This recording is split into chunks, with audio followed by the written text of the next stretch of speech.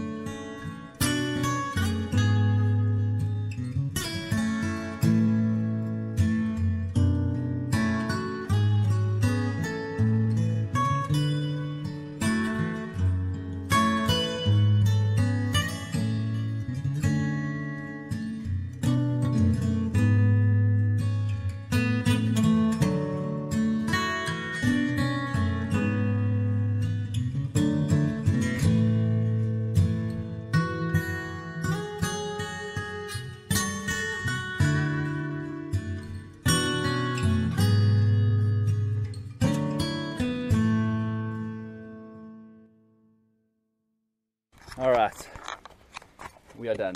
Hey, we're done. I think we're done. Yeah. That has been a good day. Done. I'm done. I'm so done. The battery's done. The battery's done. The arms are done. The legs are done. Hey. Yeah. Yeah, I'm done. Okay, done.